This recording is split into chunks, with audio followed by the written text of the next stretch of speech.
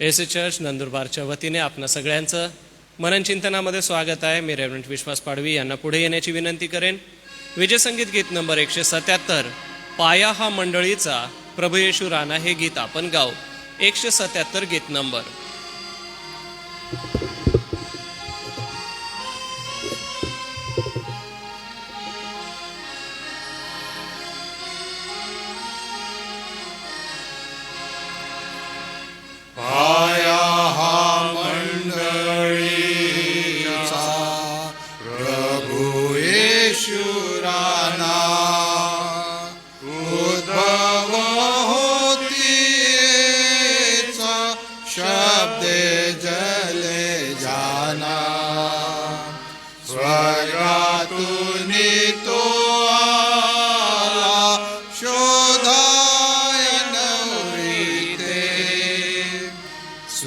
प्राण त्याने दिला खंडिली तीरते.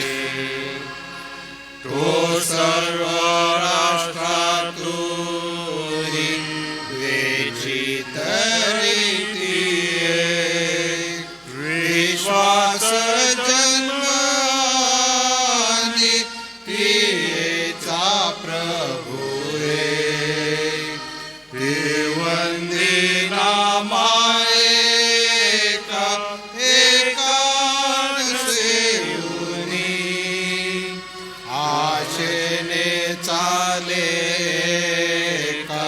सत्कृपा पाऊली तिरस्काराने तिथे मनुष्य पाहती पोटी पाखंडे आते कंटाळे भारीती तरी सदा सद्भक्त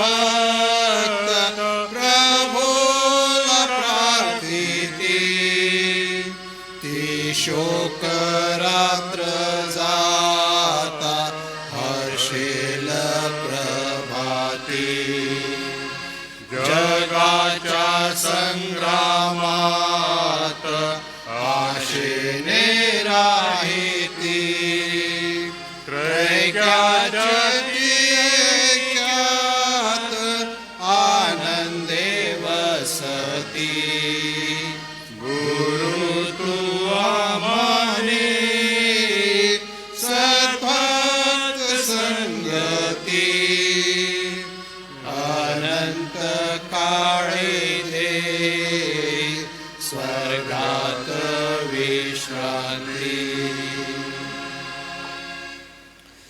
सुंदरशा दिवसाची सुरुवात आपण सुमधुर गीताच्या द्वारे केलेली आहे.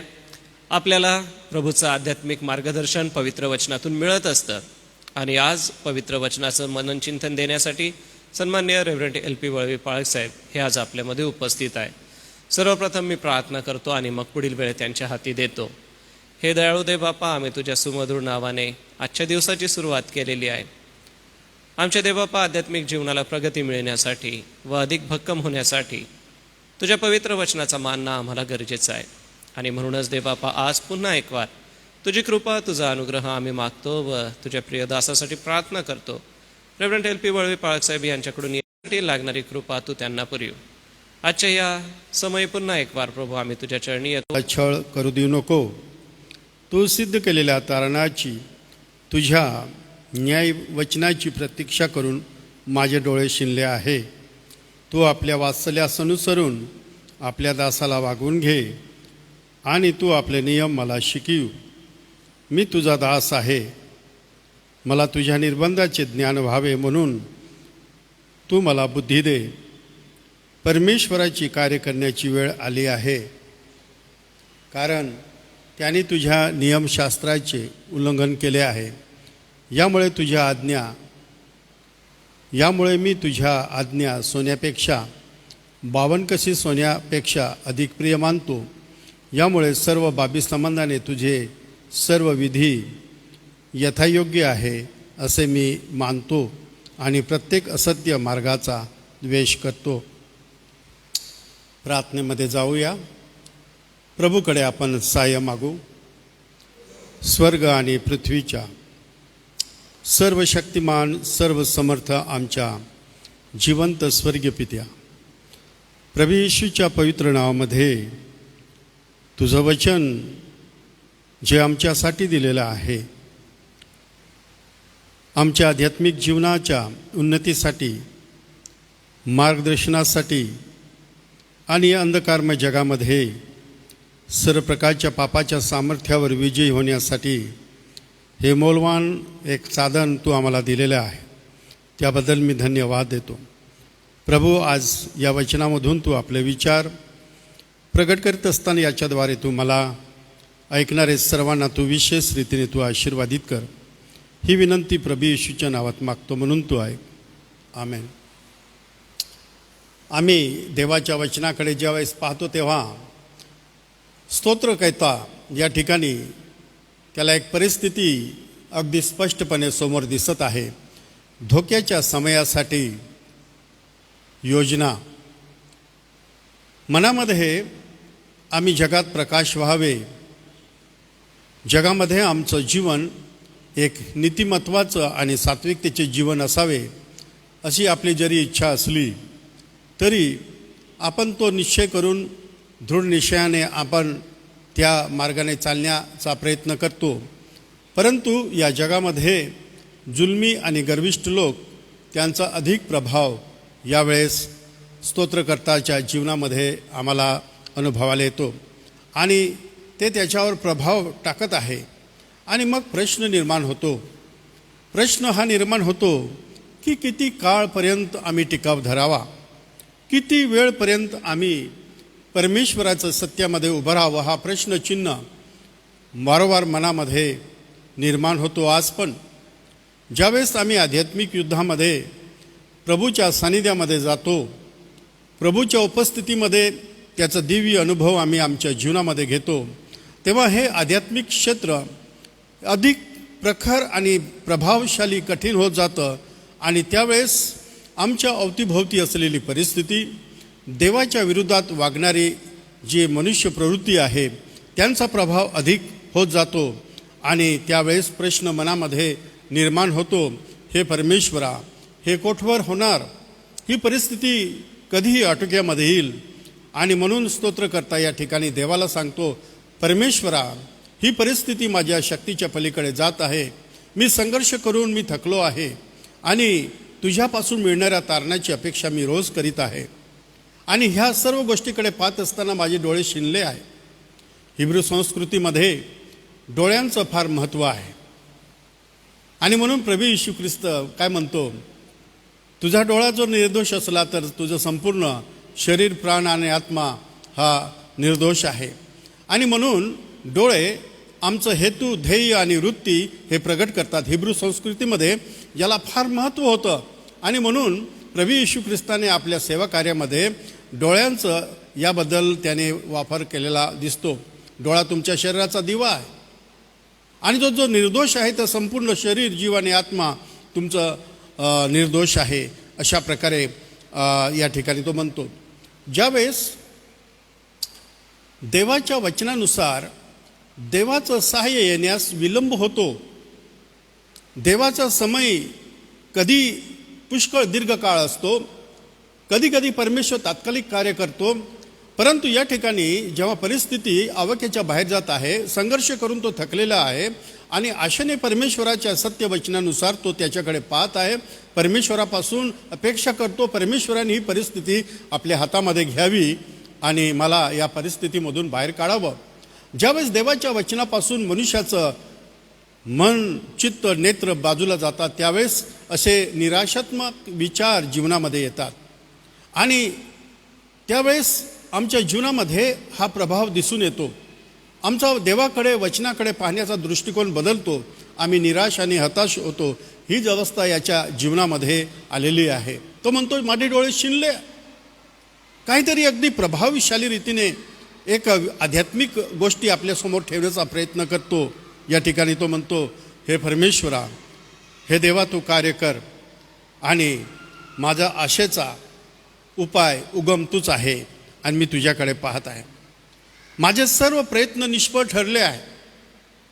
संघर्ष करताना अनेकदा मानवी योजना आणि मानवी प्रयत्न असतात आणि ते निष्फळ ठरतात आणि ही परिस्थिती परमेश्वराने आपल्या हाती घ्यावी आणि परमेश्वराने ही परिस्थिती आपल्या नियंत्रणामध्ये घ्यावी आणि वचन 126 मध्ये काय म्हणतो, कार्य करणे आणि आचरण यासाठी आम्ही देवाच्या वचनामध्ये हे दोन्ही एक प्रकारचे क्रियापद आहे. हे क्रियापद आहे 126 आणि 121 यामध्ये कार्य करणे आणि आचरणे हे दोन्ही क्रियापद आहे. 121 ते 125 तो या ठिकाणी काय म्हणतो, वचनाची जी एक सत्यता आहे आणि वचनामधून येणारं परमेश्वराचं जे जीवन आहे तो आपल्या वर्तनक्रमामध्ये घेण्याचा सतत प्रयत्न करतो. आणि म्हणून वचन 126 मध्ये आपण पाहूया काय लिहिलेलं आहे. परमेश्वराची कार्य करण्याची वेळ आली आहे, कारण त्याने तुझ्या नियमशास्त्राचे उल्लंघन केलेले आहे. परिस्थिती तो पाहत आहे, परिस्थितीकडे त्याचं लक्ष आहे. ज्या लोकांनी परमेश्वराच्या वचनाला धिक्कारलेलं आहे आणि म्हणून तो म्हणतो, हे परमेश्वरा, आता ही वेळ आहे, कारण त्यांनी तुझ्या वचनाचा नाकार केलेला आहे.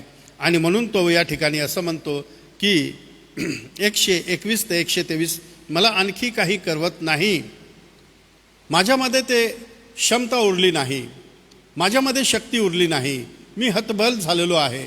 आध्यात्मिक जीवनामध्ये असा एक समय आणि वेळ येते, त्या जीवनामध्ये आम्ही सर्व प्रकारच्या चारी बाजूला आम्ही ज्यावेळेस पाहतो त्यावेळेस आम्हाला समजतं की मी अगदी हतबल झालेलो आहे, मला कुठून सहाय्य येत नाही. अशा समयी मनुष्याचे जीवन अगदी आतून अगदी अस्थिर होऊन जातं, त्याची पावले अस्थिर होतात आणि तो पडण्याचा लागास येतो. आणि म्हणून त्याने सांगितलं, देवाच्या सेवकाने स्वतःचे स्वरक्षण करण्याचा प्रयत्न, देवाच्या सेवकाचं दासाचं स्वरक्षण व्हावं ही त्याने देवाकडे एक प्रार्थना केलेली आहे. देवाने कृती करावी ही त्याची अपेक्षा आहे. आणि याबरोबर आम्ही पाहतो की जो परिणाम येणार आहे त्या परिणामाचा स्वीकार देखील त्याने करावा. काही वेळा पाप प्रबळ होते, सक्रिय होते, देवाने हस्तक्षेप करावा आणि म्हणून पुष्कळदा देवावर अवलंबून राहून आम्ही वाट पाहतो आणि देवाचं अपेक्षित कार्य आणि ज्यावेळेस होतं जीवनामध्ये आम्ही पाहतो देवाचं जे अपेक्षित कार्य घडताना ज्यावेळेस पाहतो तेव्हा आम्ही देवाच्या नियमाला आम्ही समर्पित होतो आणि तो म्हणतो, हे देवा, तू कार्य कर, विलंब लावू नको. अशा प्रकारे आम्ही पाहतो की जाणीवपूर्वक एक प्रामाणिकपणा, मी निर्णय घेतला आहे. तो म्हणतो, हे परमेश्वरा, मी निर्णय घेतला आहे. एक जाणीवपूर्वक काय निर्णय घेतला आहे, तू आपल्या सेवकासाठी जामीन हो, मला मुक्त करण्यासाठी. परमेश्वराला तो म्हणतो, माझा जामीन हो. आम्ही एखाद्या व्यक्तीला एखाद्या गुन्ह्यामध्ये अटक झालेली असते आणि त्या व्यक्तीला सोडवण्यासाठी एक कोणतरी व्यक्ती पुढे येतो आणि त्याचं जामीन देतो आणि ती व्यक्तीसाठी जामीन देऊन त्याला मुक्त करतो. तो परमेश्वराला काय म्हणतो, तुझ्या सेवकासाठी तू जामीन हो. तो विनंती करतो, त्याची अपेक्षा आहे आणि त्याने कबूल केलेलं आहे. परमेश्वरासमोर त्याने कबूल केलेलं आहे. तुझ्या चांगुलपणाचे जे वचन आहे ते वचन तू माझ्या जीवनामध्ये पूर्ण कर. दीर्घकाळ झालेला आहे, वाट पाहून मी निराश झालेलो आहे, अपयशी होण्याचा धोका आलेला आहे आणि म्हणून अशा स्थितीमध्ये तुझ्या दासाशी तू दयेने वाग. मनुष्याच्या जीवनामध्ये, सेवकाच्या जीवनामध्ये ही एक फार महत्त्वाची गोष्ट आमच्या समोर येते. आम्ही जो काही आहोत, जे काही आम्ही आहोत, परमेश्वरासमोर जे काही आम्ही जातो त्याच्या उपस्थितीमध्ये तो एक परमेश्वराचा दयेचा भाग असतो. किती एक चांगली गोष्ट या ठिकाणी आम्हाला पाहायला भेटते की तुझ्या सेवकाशी तू दयेने वाग. आणि हीच कबुली प्रत्येक विश्वासणारे आणि सेवकाच्या जीवनामध्ये आम्ही सदैव स्मरण ठेवायला पाहिजे की मी परमेश्वरासमोर जेव्हा जातो केवळ त्याच्या दयेमुळेच मी जातो आणि त्याची जी दया आहे ती गगनापर्यंत पोहोचलेली आहे. आणि म्हणून तो या ठिकाणी म्हणतो, त्याचा दयेचा अनुभव आम्हाला प्रतिवर्षी, प्रत्येक महिनी, प्रत्येक आठवड्या, प्रत्येक क्षणी आम्हाला त्याचा दयेच्या अनुभव येतो आणि त्या दयेवर आम्ही जीवन जगतो. या ठिकाणी तो म्हणतो मला शिकव. परमेश्वराला शिकवण्याची एक आग्रहाची विनंती करतो. तो म्हणतो तुझ्या दासाला तू जामीन हो. फार महत्त्वाचे शब्द आहे. तुझ्या दासावर तू दया कर आणि तुझ्या दासाला तू शिकव. ज्यावेळेस मी बोलतो आहे तर आपल्या कानाशी आपल्याला ऐकायला मिळतं आहे. परंतु परमेश्वर ज्यावेळेस आम्हाला शिकवतो त्यावेळेस थेट आमच्या हृदयाशी परमेश्वर आमच्या संगती बोलतो. अगदी परमेश्वर जेव्हा मनुष्याला शिकवतो तेव्हा मनुष्याच्या अंतःकरणाशी परमेश्वर बोलतो आणि म्हणून त्याला जाणीव आहे की मलाच परमेश्वराने शिकवावं. मीच देवाच्या वचनाच्या प्रकाशाने भरून जाईल. तेव्हा माझ्या जीवनामध्ये या सत्यवचनाच्या प्रभावाने माझी दृष्टी, माझे डोळे, माझ्या इतर परिस्थितीकडे पाहण्याचा जे माझे एक कल आहे, माझा हेतू आहे, तो सर्व बदलून जाईल. आणि म्हणून तो या ठिकाणी म्हणतो हे परमेश्वरा तू मला शिकीव. 124 या वचनामध्ये तो म्हणतो मला शिकीव. किती सुंदर विनंती आहे. देवाने दया करावी, देवाने जामीन व्हावं आणि देवाने शिकवावं ही त्याची अपेक्षा आहे. दैवी दयेवर त्याने विश्वास ठेवलेला आहे. दैवी अधिकाराच्या तो अधीन झालेला आहे. फार फार महत्त्वाची गोष्ट आहे. देवाच्या दयेवर तो अवलंबून आहे. विश्वास त्याने ठेवलेला आहे. निश्चित परमेश्वर माझ्यावर दया करील आणि त्याची दया माझ्या जीवनाच्या प्रत्येक प्रसंगी, प्रत्येक समयी त्याची दया माझ्यावर आहे आणि दैवी अधिकाराच्या तो अधीन होतो. फार महत्त्वाची गोष्ट आहे. दैवी अधिकार त्याच्या अधीन त्याने आपलं जीवन सोपून दिलेलं आहे आणि त्याला तेच एक देवाच्या अधीनतेमध्ये सोपून दिलेलं जीवन हे सुरक्षित जीवन आहे. कधी चुकीची निवड करणार नाही. तो सर्व काळोखाच्या सामर्थ्यापासून त्याची सुटका होईल, त्याचं संरक्षण म्हणतो दैवी अधिकाराच्या अधीन तो आहे. दैवी दयेवर तो त्याने विश्वास ठेवलेला आहे. दैवी शिक्षणासाठी त्याने प्रार्थना केलेली आहे. कारण देवाचं शिक्षण हेच एक परिपूर्ण आहे.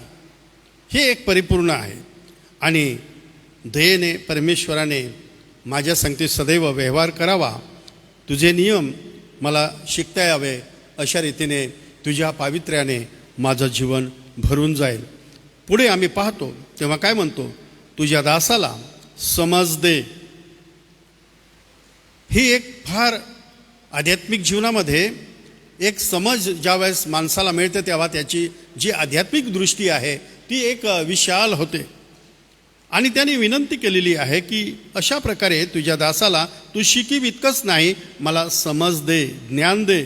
माझा विवेक, माझं मन ज्यावेळेस खऱ्या तुझ्या सत्यवचनाच्या द्वारे प्रभावित होईल तेव्हा तुझी एक खरी ओळख माझ्या जीवनामध्ये वाढत जाईल आणि ती माझी गरज आहे. ज्यावेळेस परमेश्वर मनुष्याला शिकवतो, समज देतो, त्याची अंतर्दृष्टी परमेश्वर उघडतो, त्याची परमेश्वराची सदैव नित्य एक जवळीक ओळख होत जाते आणि या जवळीक ओळखूमधून परमेश्वरासंगती आपलं एक नातेसंबंध एक मजबूत होतं. तो ढळत नाही कारण त्याला परमेश्वराची ओळख होते. कारण देवाने त्याला शिकवलेलं आहे, देवाने त्याला सुज्ञ बनवलेलं आहे, देवाने त्याला समज दिलेला आहे, देवाने त्याचा विवेक आणि मन साफ केलेलं आहे आणि याच्याद्वारे परमेश्वराची एक इच्छा ओळख त्याला झालेली आहे आणि एक परमेश्वराची निश्चित इच्छा त्याला समजलेली आहे. सर्व परिस्थितीमधून जात असताना, अधिकाधिक विरोध आणि संकटे असताना या ठिकाणी आम्ही देवाच्या वचनामध्ये पाहतो त्याला त्या स्थितीमध्ये निश्चित परमेश्वराची इच्छा त्याला दिसलेली आहे आणि तो परमेश्वराला आग्रहाने विनंती करतो, हे परमेश्वरा आता तू कार्य कर. तुझे नियम त्या लोकांनी रद्द केलेले आहे, बहकले आहे आणि तो या ठिकाणी काय म्हणतो, हे भयंकर सत्य त्याच्या डोळ्याने अवतीभोवती त्यांनी पाहिलं की परमेश्वराच्या नियमशास्त्राचं उल्लंघन होताना, परमेश्वराच्या वचनाला पायदळीत उडवताना हे भयंकर सत्य त्याच्या डोळ्यासमोर येताना तो पाहतो. तेव्हा तो परमेश्वराला म्हणतो, हे परमेश्वरा तू आता कार्य कर. त्यांनी तुझ्या नियमाचं अतिक्रमण केलेलं आहे. पुष्कळ काही वचने यामधून अतिशय महत्त्वाच्या गोष्टी आमच्यासमोर जेव्हा येतात तेव्हा आम्हाला समजतं की परमेश्वराची वचने किती महान वचने आहेत. एक एक शब्दावर ज्यावेळेस आम्ही विचार करतो तेव्हा आम्हाला समजतं. या ठिकाणी त्याने शेवटी त्याच्या जीवनामध्ये 27 आणि 28 या वचनामध्ये देवाच्या वचनाविषयी इतका प्रभाव त्याच्या जीवनामध्ये पडलेला आहे. आरंभीच्या स्थितीमध्ये आम्ही पाहतो 121 आणि पुढे तेव्हा पाहतो की भयंकर परिस्थितीमुळे तो विचलित झालेला आहे. देवाच्या वचनापासून त्याचे डोळे शिनलेले आहेत. तो म्हणतो शिनलं आहे, परंतु शेवटी त्याला हे सत्य त्याला देवाने समजवलं.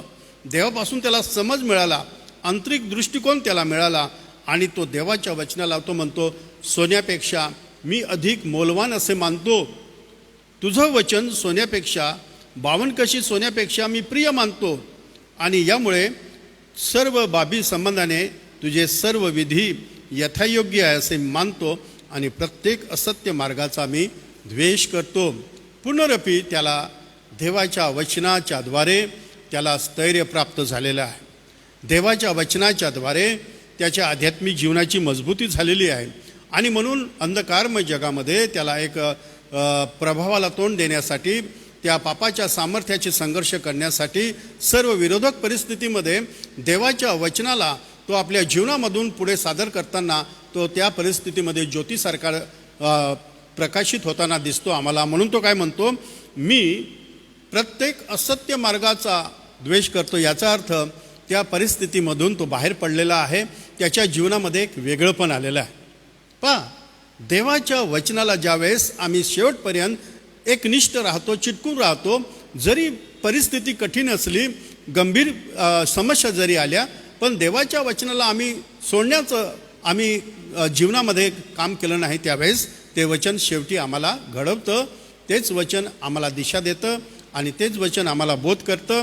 आणि अशा स्थितीमध्ये आम्ही पाहतो की आम्ही जगातली आमच्या अवतीभोवती असलेली परिस्थिती जी देवविरोधी आहे, वचनाच्या विरोधी आहे, त्या असत्य मार्गापासून आम्ही स्वतःला अलिप्त ठेवतो. आज या वचनाच्या द्वारे हेच आज आपल्या सर्वांसाठी एक मनन आहे. देवबाप या वचनाच्या द्वारे आम्हा सर्वांस आशीर्वाद देव.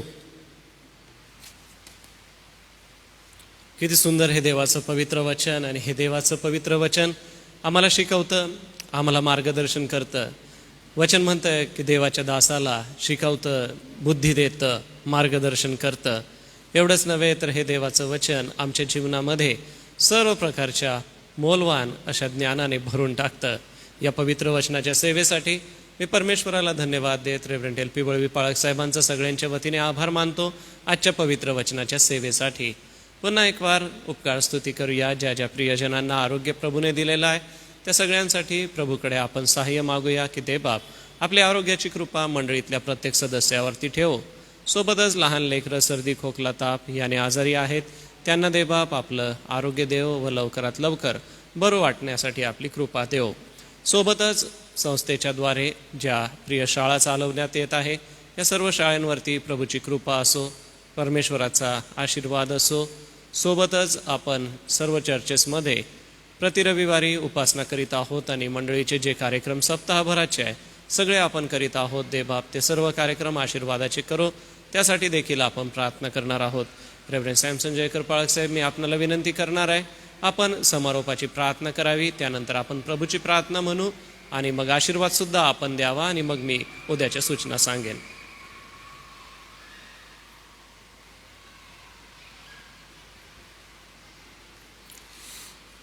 प्रार्थना करू. सर्वशक्तिमान आमच्या थोर आणि कृपाळू परमेश्वर देवबापा, आजच्या या सकाळच्या समयाबद्दल आम्ही तुला धन्यवाद देतो.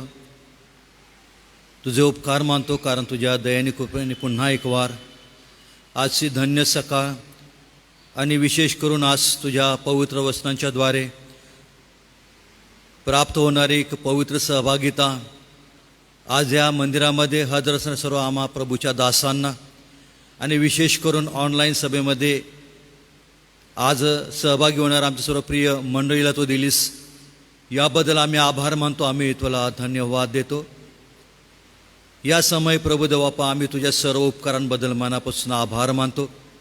तुला धन्यवाद देतो यासाठी की आम्ही पापी असतानाच आम्हा पतित मानवासाठी प्रभू ख्रिस्ताला तू या जगामध्ये पाठवलेलं होतंस आणि प्रभू ख्रिस्त आम्ही तुझ्या मनापासून आभार मानतो.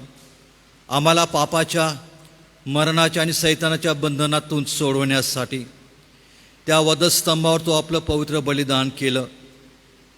तू मंडळी म्हणून आम्हाला तुझ्या पवित्र आणि मौल्यवान रक्ताच्या द्वारे विकत घेतलंस आणि आज आम्ही आभार यासाठी मानतो प्रभूजी की तुझी लेकरं होण्याचा सर्वश्रेष्ठ अधिकार या भूतलावर तू मंडळी म्हणून आम्हा प्रत्येक विश्वासणाऱ्याला दिलेला आहेस. याबद्दल आम्ही तुझे उपकार मानतो. आम्ही तुला धन्यवाद देतो. आणि म्हणून आज या सकाळी आम्ही जे तुझे दास आणि मंडळी आम्ही तुला शरण येतो. प्रभू तू आम्हा सर्वांचा स्वीकार कर. आज तुझ्या पवित्र वचनांबद्दल आभार मानतो. दावीद राजाच्या जीवनामध्ये सर्व प्रकारचे व्याप होते. राजकीय कारभार पाहत होता. राज्यकारभार चालत असताना त्याचं लक्ष लोकांकडे होतं, त्याच्या कुटुंबाकडे होतं. अशा सर्व प्रकारच्या परिस्थितीमध्येही देवापा त्याने तुला प्रथम स्थान दिलेलं आहे. तुझ्या पवित्र वचनांना प्रथम स्थान दिलेलं आहे. आणि वेळात वेळ काढून प्रभू देवापा आपल्या संपूर्ण राजकीय, सामाजिक, कौटुंबिक जीवनामध्ये, वैयक्तिक जीवनामध्ये तो तुझ्यावर अवलंबून राहिलेला आहे. आणि याबद्दल आम्ही आभार मानतो. आम्ही तुला धन्यवाद देतो.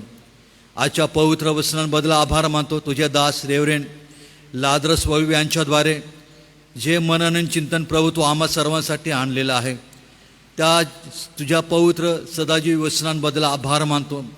आणि प्रार्थना करतो की त्या वचनाचा आशीर्वाद या दिवसांमध्ये आम्हा प्रत्येकाला येऊ दे. कारण दावीद राजाच्या सारखीच आजही परिस्थिती आमच्या सभोवताली आहे. अशाच प्रकारच्या सर्व प्रकारच्या छळामधून, सर्व प्रकारच्या दुःखामधून, निराळ प्रकारच्या मनस्तापामधून जेव्हा तुझे दास, तुझी मंडळी देवापा वाटचाल करते, तेव्हा आम्हाला कोणत्या प्रकारची आशा नसते. कोण आम्हाला सोडविणार, कोण आमचा मुक्तिदाता होणार. परंतु आजच्या वचनानुसार दावीद राजा एक सुंदर प्रार्थना करतो, हे परमेश्वरा तू माझा जामीन हो. आणि आम्ही आभार मानतो. आम्हाला कोणती आशा नसताना येशू ख्रिस्ता तू आमचा आणि मंडळीचा जामीन झालेला आहे. आणि या सर्व प्रकारच्या व्यापापासून, त्रासांपासून तू आम्हाला मुक्त केलेला आहेस. याबद्दल आम्ही आभार मानतो. आम्ही तुला धन्यवाद देतो. परंतु आज आम्ही प्रार्थना करतो, अजूनही आज मंडळीमध्ये जे वेगळ्या प्रकारच्या दबावामध्ये असतील, चिंतेमध्ये असतील, अनेक प्रकारच्या दडपणाखाली जीवन जगत असतील, पुन्हा एकवार प्रभू ख्रिस्ता तू आपल्या पवित्र सांत्वनाचा स्पर्श प्रत्येकाला तू कर. आणि या सर्व प्रकारच्या भयांपासून, सर्व प्रकारच्या तणावापासून प्रत्येकाला तू मुक्त कर. आणि तुझी शांती आणि तुझं समाधान प्रत्येकाला दे अशी प्रार्थना आणि विनंती करतो. म्हणून आजच्या पवित्र वचनांबद्दल आभार मानतो. तुझ्या दासाबद्दल आभार मानतो. ज्या काही विनंत्या प्रभू तुझ्या पुढे आलेल्या आहेत, आम्ही पुन्हा एक वार तुझे दास म्हणून त्या विनंत्या तुझ्या पुढे सादर करत असताना आमच्या विनंत्या तुझ्या पुढे त्या धुपाप्रमाणे सादर होऊ दे. आणि विश्वास आहे की त्या विनंत्या ऐकून दे बापा तू निश्चितपणे उत्तर देणारा परमेश्वर आहेस. प्रार्थना करतो एसे चर्चेस अंतर्गत नंदुरबार मंडळीच्याद्वारे जो मंडळांचा कारभार राबवला जात आहे, व्यवस्थापन पाहिलं जात आहे, देवापा त्या मंडळांच्या सर्व कार्याबद्दल आणि विशेष करून एस ए मिशन ट्रस्टच्या माध्यमातून जे सर्व प्रकारच्या देवापा या ट्रस्टीचा कारभार सुरू आहे.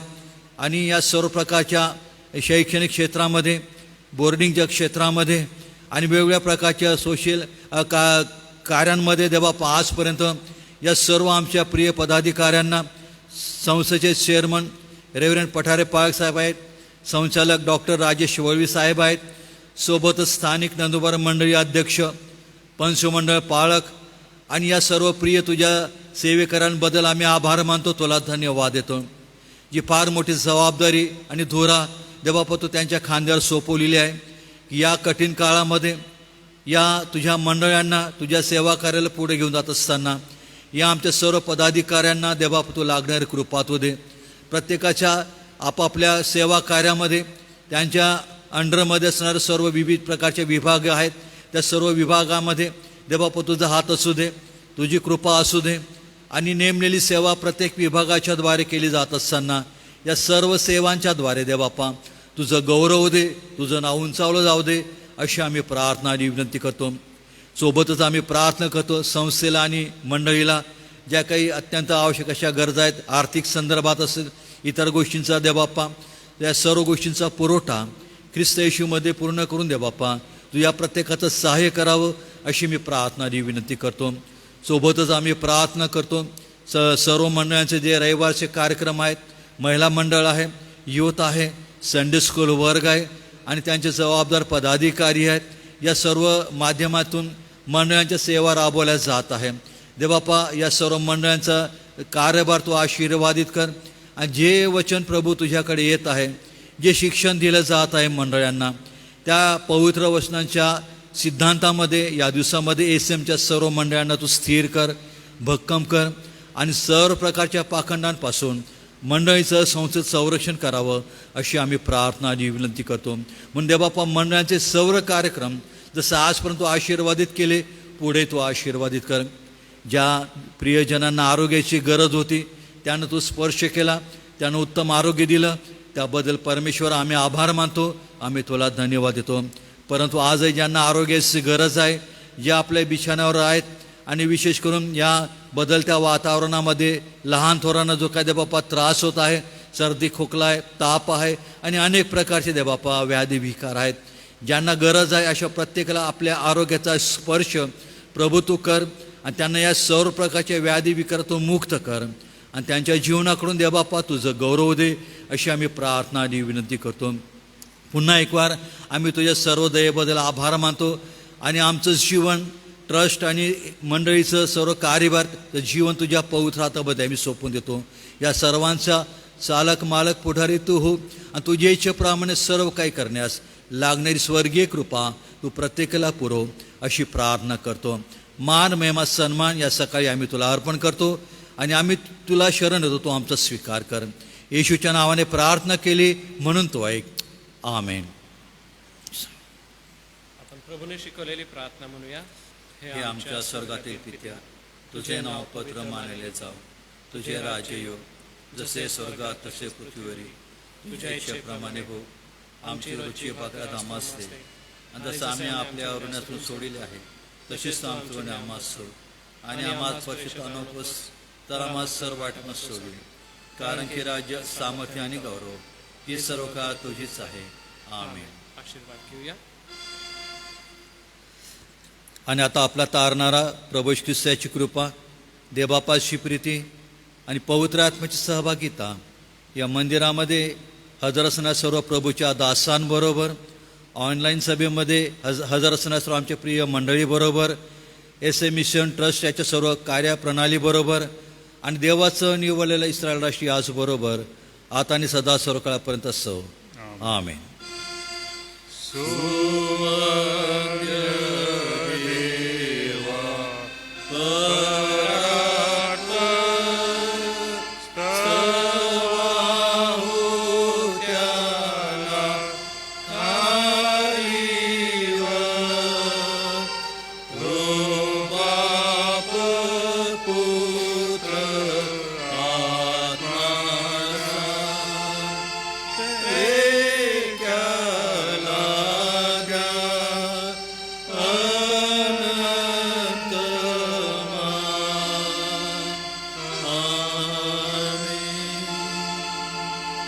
उद्यासाठी सूचना आहे. उद्या देखील आपण 10:30 मननासाठी जमणार आहोत. उद्या रेव्हरंड सॅमसन जयकर पाळक साहेब मनन चिंतन घेतील. सर्वांना सलाम.